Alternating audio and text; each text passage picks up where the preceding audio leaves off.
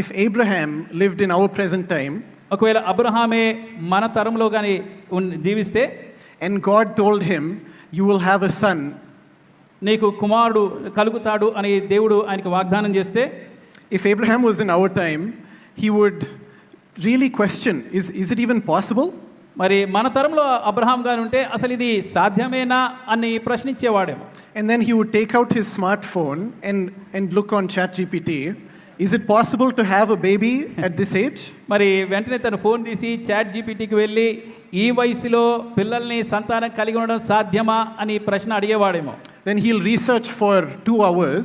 దాన్ని 2 గంటల సేపు రీసెర్చ్ చేసి అప్పుడు మళ్ళా దేవుడికి వెళ్ళి నిజంగా పాసిబుల్ ఆ దేవుడా అని అడుగుతాడు. Is it really possible? I read so much. Is your word really possible?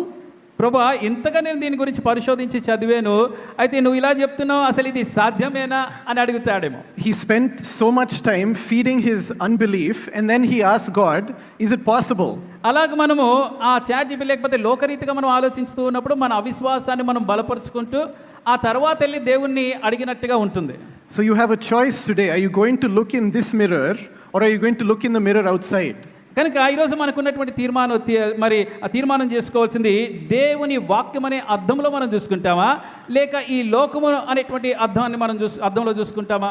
I'm saying it takes time in the beginning to learn to do this. It takes time.